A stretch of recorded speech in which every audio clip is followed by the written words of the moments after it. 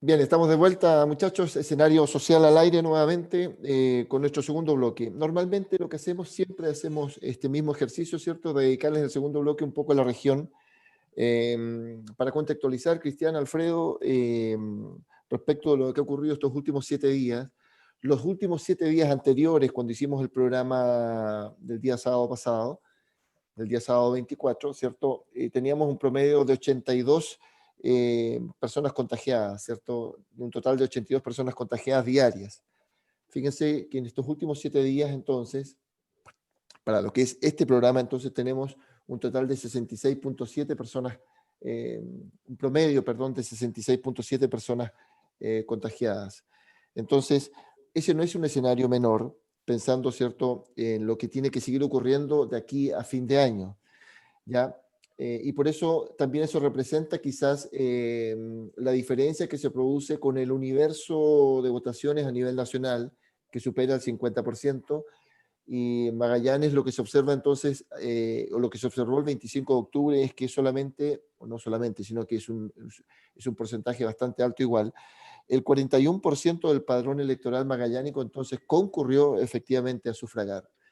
Un factor importante destacar es la alta concurrencia que se observó, por lo menos, todavía no tenemos los números, van a pasar algunos meses cuando podamos entonces conocer las cifras, ¿cierto? Eh, las cifras eh, del total de participación joven en este plebiscito. Entonces, pero sí lo que se observó es que había mucha participación ciudadana de gente joven y eso le da un aliciente probablemente al proceso que se va a iniciar a contar del 11 de abril del año que viene, Cristian. De hecho, es muy probable que esta mayor participación sea efectivamente por gente joven, que habitualmente la gente joven no votaba. Entonces puede que se explique un poco ese incremento. Ahora, también es cierto que el padrón, el caso por lo menos de Magallanes, está un poquito inflado, porque tenemos casi tantos votantes como habitantes, lo que significa que no tenemos menores de edad. Entonces, hay una falta de actualización de ese padrón que puede incidir un poco a sacar conclusiones equivocadas respecto a la participación real de Magallanes. En términos del país, quizás también pudiese uno hablar de que está un poquito inflado, pensando en que somos 18 millones de habitantes y hay como casi 15 millones de gente en el padrón, lo que te da que solamente tenemos 3 millones entonces de personas menos de 18 años. Se dice que más o menos la población menor a 18 años como del 25%. Entonces, por lo menos hay algún pequeño diferencial ahí en cantidad y que puede tener efectivamente algunos problemas de registro. Sin perjuicio de eso, tampoco es que se le exija a toda democracia de que todo el mundo participe. Si el voto es voluntario, en todas partes del mundo donde el voto es voluntario, y en democracias maduras, la participación está en torno al 50 o 55%. Entonces tampoco es como para desgarrar vestiduras. El punto es que en estos eventos importantes, claro, es fundamental la amplia participación, porque son decisiones mucho más trascendentes que un cambio de gobierno, aunque el cambio de gobierno es trascendente, es mucho más trascendente todavía un cambio de la Constitución, porque son el cambio de las reglas del juego. Eh, Sin embargo, esto se soluciona o tiene una mejora, por así decirlo, porque el plebiscito de salida de todo este proceso constituyente es con voto obligatorio. ¿Ya? Entonces yo no me alarmaría mucho porque no vota el 100% o el 90%. ¿Ah? Yo creo que con una votación en torno al 50 o 55% es algo aceptable, pensando en cómo funciona la democracia en el resto del mundo. Uno quisiera que todo el mundo participe, pero no todo el mundo le interesa participar y tendrá su razón legítima, y esas razones legítimas, bueno, tendrán que también subordinarse, por así decirlo, a que la decisión entonces la toman 8, y si las decisiones la toman 8, entonces no reclame, no alegue, porque usted se abstuvo de votar y teniendo la oportunidad de hacer el cambio cuando corresponde, es con el voto, no es por redes sociales, ni es por andar haciendo pataletas. ¿Mm? Claro, fíjate, sin embargo, el análisis que hace el director del CERVEL es que se trata de una votación histórica, ¿ah? Pensando efectivamente en que el voto en esta ocasión está asociado a un voto voluntario. Entonces, en el año 88, uno de cada tres votantes era menores de 30 años, fíjate. Entonces, A propósito de la participación ciudadana joven en este proceso, Alfredo, si esta cifra se mantiene, ¿cierto? Esto quiere decir entonces que la política es algo que nosotros hemos conversado en el programa y desde el punto de vista de la participación, entonces quiere decir que la política está más viva que nunca, ¿ya? Y que hay un empuje generacional distinto probablemente que le va a dar una dinámica distinta a lo que va a ser en el futuro a partir del 11 de abril entonces el proceso constituyente que fue también ampliamente votado así como el apruebo, Alfredo. Bueno, mira, yo creo que la participación fue extraordinaria tomando en cuenta que estamos en tiempo de pandemia. Yo creo que eso una condición medioambiental, digamos, que no podemos dejar de analizar. Digamos. Creo que fue extraordinario, incluso más de lo que yo personalmente pensaba. Y obviamente hay un nuevo aire, y ese nuevo aire quedó plenamente manifestado en la elección del día domingo. Hay gente que votó por primera vez, entusiastamente votó por primera vez.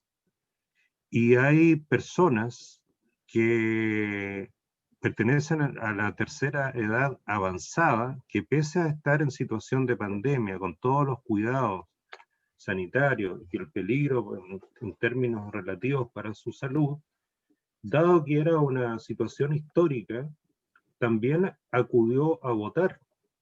Y yo conozco varios casos de personas que acudieron a votar justamente porque, ¿cuál era la motivación? La motivación es legarle a sus hijos, nietos o generaciones futuras condiciones de vida mejor. ¿Qué más potente que ese mensaje para personas que han recorrido ya gran parte de su vida, que están en los albores de su vida? Entonces, generar ese compromiso.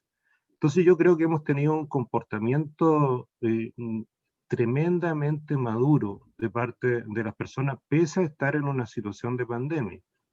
En Magallanes, si bien es cierto, tuvimos un 41% de participación, que alguien podrá alegar, como por ahí escuché a alguna persona que decía, no, pero es que no es tan democrático. Bueno, a ver, pero perdóneme un poco, señora o señor. Y resulta entonces que la elección de alcalde tampoco fue democrática, porque tuvimos un 61% de abstención. Entonces, a veces tendemos a mirar la cifra no con un sentido objetivo, sino que con un sentido, yo diría, utilitarista. De ese viejo utilitarismo, digamos, que hablábamos en alguna vez en este programa, el utilitarismo de Jeremy Bentham, digamos, el gran filósofo inglés que, bueno, podemos engolosinarnos hablando acerca del utilitarismo. Pero hay gente muy utilitarista para hacer estos análisis.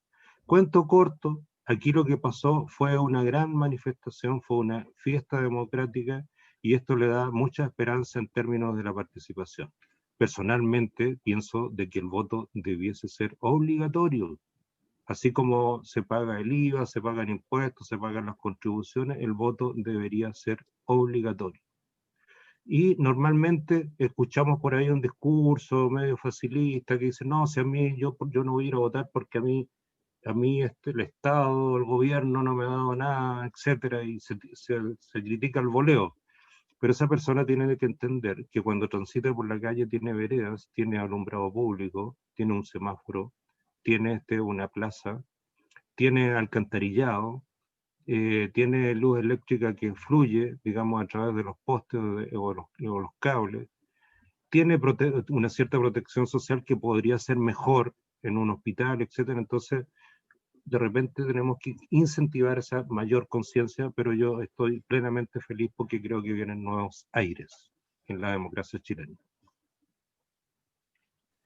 Nuevos aires en la democracia chilena. Mira, Cristian, uno de los aspectos relevantes quizás del análisis que se hace transversalmente es que se termina con un mito que se vino instalando después del 18 de octubre del año pasado y que tenía que ver con que Chile se había polarizado. Y efectivamente lo que mostró entonces esta votación es que Chile no estaba polarizado. Lo que viene a demostrar entonces es que había una serie de necesidades eh, que tenían que buscar un canal conductor, ¿cierto? Para encontrar una salida, ¿cierto? y la salida democrática fue este plebiscito que permitió entonces, a partir de esta mayoría abrumadora, ¿cierto?, establecer de que se requiere un profundo cambio en la estructura del poder. Entonces, desde el poder, en algún programa, Cristian, nosotros hemos conversado respecto de cómo entonces se genera esta relación entre los partidos políticos, entre los políticos que tienen un 2%, alcancé a leer una encuesta por ahí, que tiene un 2% de aprobación en la ciudadanía, y lo que requiere efectivamente la ciudadanía a propósito de esta votación, las expectativas que se genera con la participación, ¿cierto?, en lo que van a ser los constituyentes. Pienso en los independientes, Cristian. Sí, bueno, van a tener los partidos que tener una buena estrategia y renovar sus rostros, porque si los partidos insisten en traer lo mismo que han estado trayendo siempre, la gente no va a votar por ello. O sea, este no es un cementerio de elefantes para llevar me refiero a la Convención Constituyente, no es un cementerio de elefantes para llevar a exministros, exdiputados, ex candidatos que perdieron alguna elección, o los viejos tercios de la política. Esto es una asamblea, un proceso que requiere de gente que participe activamente y que represente ideas. No necesariamente que tenga sus propias ideas, pero que represente ideas de otros y que sea capaz de representar las ideas de ese otro, que tenga evidentemente un cierto conocimiento, pero eso también se debate en la misma discusión. La gente va perfeccionando a veces también su conocimiento y sus ideas, pero hay algunas cosas claras que debe tener antes de. Y por otro lado, el movimiento social le pasa un poco también lo mismo. El movimiento social tiene mucha gente con entusiasmo, pero aparte de una consigna en la garganta, no tiene mucha idea en la cabeza, perdónenme que lo diga. Entonces el movimiento social también va a tener que ponerse a estudiar. Y el movimiento social también va a tener que entender que una consigna no es con lo que se construye un país. Yo podría estar muy de acuerdo con ciertas consignas, pero ese grupo de consignas tendrán que juntarse a conversar para poder armar una cuestión más amplia, multitemática y no monotemática para solucionar problemas de país. Y ahí yo quisiera ver a varios movimientos sociales unirse en listas y no ir separadamente como independientes que no tienen ninguna posibilidad, unirse en listas y en esas listas también presionar a los partidos para hacer alianzas con los partidos también. Y los partidos van a tener que obligarse a captar a estos movimientos sociales con sus cupos, ¿cierto?, pero aceptando también las nuevas propuestas y las nuevas ideas, porque si no, los partidos políticos van a desaparecer, y si los movimientos sociales no hacen lo que estoy diciendo, no van a ser tomados en cuenta, y finalmente esto va a ser un cementerio de elefantes, como estaba mencionando. Entonces, creo que ambos tienen que hacer un esfuerzo, y este discurso de que esta cuestión de los independientes, o esto debiese ser solo independientes, eso es una tontera escrita con todas las mayúsculas posibles, subrayado en rojo con la letra más grande, ¿cierto? Y con cursiva para que se destaque. ¿Cómo va a ser alguien independiente? ¿Independiente de qué? Si tiene que tener dependencia de alguna idea. Alguien sale de un movimiento político o de un movimiento social o de una determinada población, grupo etario, sector del cual se identifica y que va a exponer una idea en esta asamblea.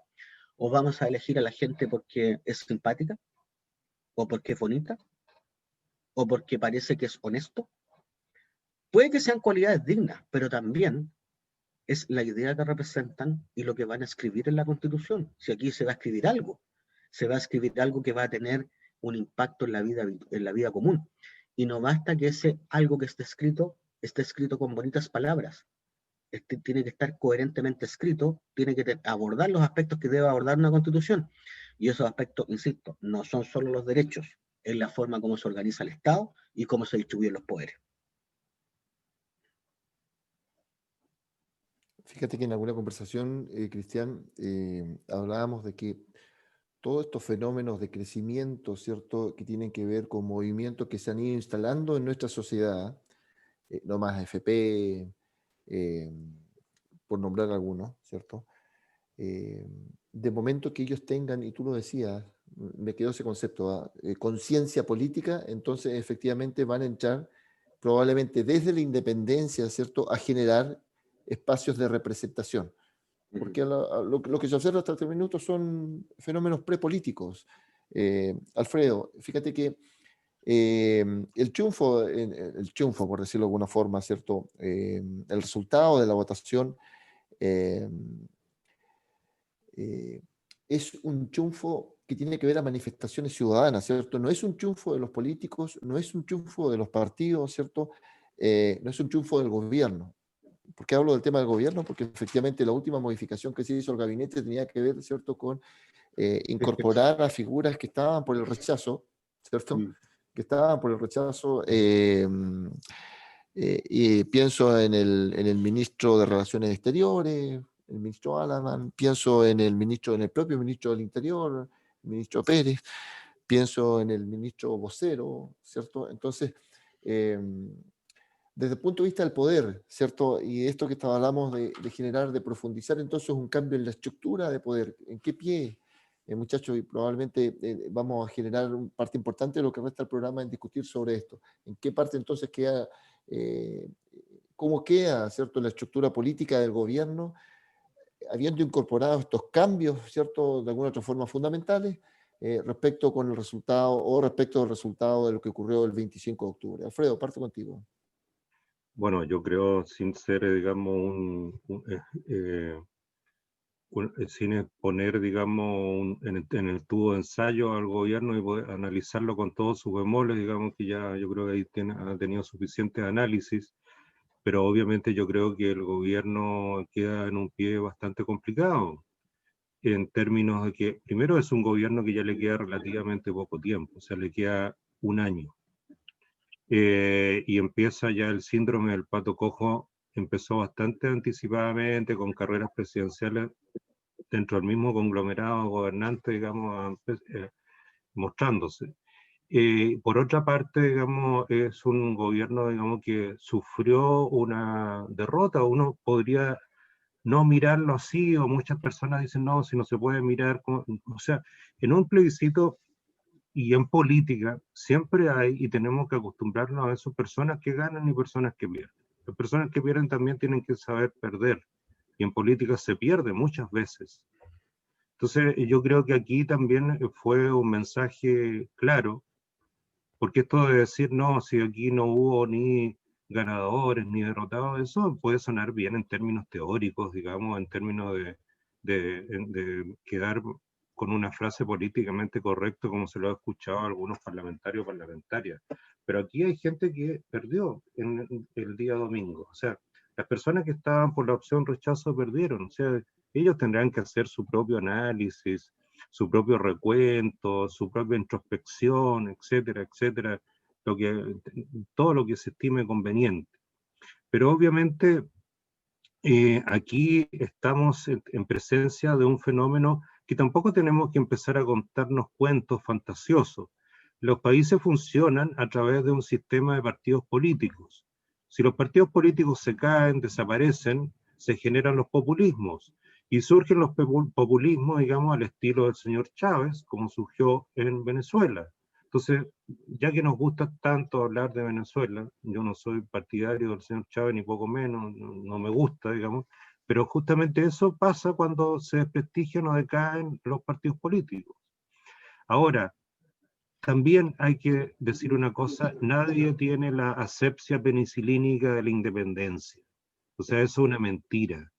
O sea, cuando uno dice soy independiente, uno siempre es independiente pro algo, tiene una visión sobre la sociedad, una visión sobre la familia, una visión sobre qué es lo que sería mejor para tu comunidad, etc. Y eso es muy válido que sea así. Y uno inconscientemente o conscientemente se acerca a un sector determinado, de izquierda, de centro izquierda, de derecha, centro derecha, etc. Y eso es muy válido, nadie tiene que avergonzarse por eso. Pero tenemos que aprender también de que la asepsia penicilínica y la independencia no existe. Entonces, ahí habrá que buscar, digamos, las fórmulas también para que los partidos no caigan en esta cosa como tan chilena de repetirse el plato, ¿no?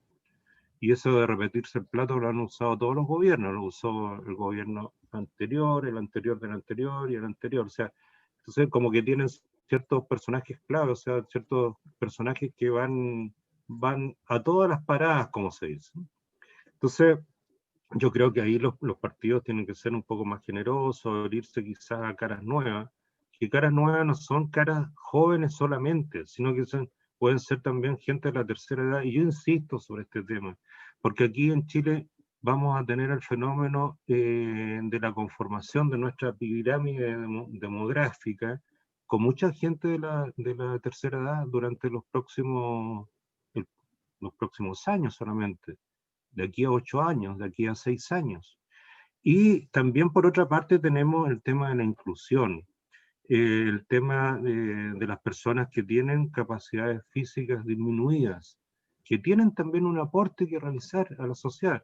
Existe una ley que se promulgó que obliga al estamento público a incorporar dentro de sus cuadros, dentro de sus dotaciones de personal a personas con capacidades disminuidas. Sería bueno chequear, porque ya a un chequeo simple ya no se cumplió, chequear, digamos, cómo se ha ido cumpliendo esa ley.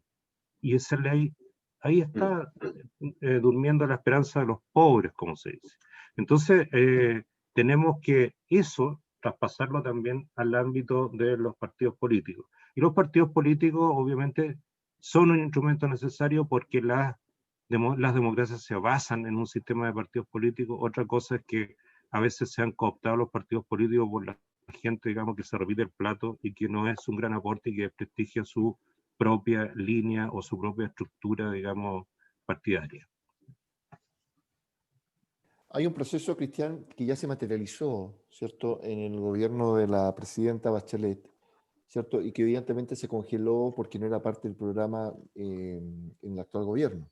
Entonces, hay experiencia ahí acumulada respecto a cuáles fueron los resultados, ¿cierto?, que se hicieron en los cabildos de la época, ¿ya? Ahí hay harta información que yo creo que puede o resulta ser relevante, ¿cierto?, para lo que se va a generar entonces en el futuro.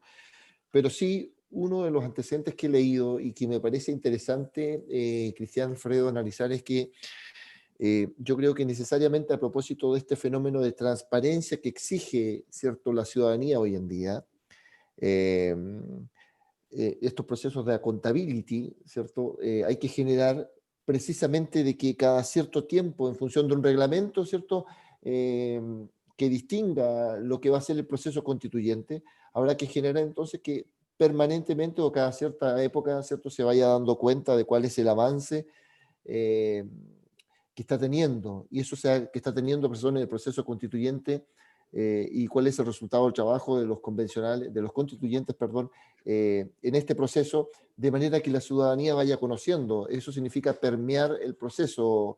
No sé si estás de acuerdo, Cristian, Alfredo. Sí, no, si tiene que haber transparencia, tiene que haber información. Yo creo que eso va a estar, porque además va a funcionar como, tiene que generar un reglamento, evidentemente, pero va a funcionar muy parecido a cómo funcionan las comisiones de las cámaras de diputados y ahí hay sesiones públicas, hay boletines, entonces yo tengo harta confianza en eso. Pero sí quiero destacar de que lo que tú mencionaste sobre el proceso constituyente, que en realidad esto partió con la presidenta Bachelet, y lo que hemos visto en el gobierno de Piñera es que, a pesar de que trató de dar la vuelta y hacer todo lo contrario de lo que se hizo en el gobierno anterior, terminó siendo una extensión del programa de gobierno del gobierno anterior. Porque estamos discutiendo, vamos a hacer una nueva constitución, que era plan de gobierno de la presidenta de Chile. Se hizo una modernización tributaria que no echó por tierra en nada lo que ya se había construido previamente, donde las empresas pagaron impuestos más altos. No se le bajó el impuesto a las empresas. Y además estamos discutiendo una reforma previsional que también se inició en el gobierno anterior y donde se había desechado la idea de crear una entidad estatal que la administrara y ahora está en plena discusión de que se crea una entidad estatal que la administre. Entonces, lo que quiero señalar aquí es que al final la fuerza de la idea es lo que termina ganando. Y ganó esta fuerza de la idea porque era necesaria una nueva constitución, porque era necesario mantener un sistema tributario más justo y porque era necesario también meterle mano al sistema de pensiones. Alfredo, tengo un minuto, por favor, que nos queda para una reflexión final. Sí, mira, yo creo que lo que corresponde hoy día, aparte de los análisis, es generar, digamos, lo que podríamos denominar, digamos, una voz de esperanza. Y yo creo que estamos a puerta de una situación o un Chile más esperanzador, en términos de que las personas puedan expresar sus ideas y plasmarla en un nuevo contrato social, en una nueva constitución. Esto que puede sonar así como muy teórico, muy ideal, pero en esa tarea estamos comprometidos y envueltos a contar del día domingo. Y yo creo que lo más importante que pasó el día domingo es que se les dio una gran lección a las personas que andan quemando templos, plazas y otros lugares públicos, a personas nihilistas que no creen en nada, a personas que creen que con una idea o con una sola reivindicación social van a construir o ayudar a construir un país. Eso no se construye así. Y también le ha dado también una tremenda bofetada a las personas que piensan que el único camino posible al desarrollo es la explotación de unos pocos y el subjuzgamiento de unos pocos en términos económicos o en términos de una élite sobre un sector de la población, como único y exclusivo camino para lograr el desarrollo en un país. Yo creo que ahí hay dos lecciones muy grandes y obviamente yo creo que Chile se encamina a mayores niveles de equidad y también yo diría a mayores niveles que nos permitan esta trilogía virtuosa, la que yo hablaba, de estabilidad política, crecimiento económico y paz social. Bien, que haya ganado la prueba, entiendo yo que da mayor garantía pensando en lo que efectivamente es el bien común, ¿ah? Amigos, esto es Escenario Social. Gracias como siempre por acompañarnos. Un abrazo fraterno a todos. Ya nos vemos, ¿cierto? Nos veremos en la próxima edición. Saludos. Chao.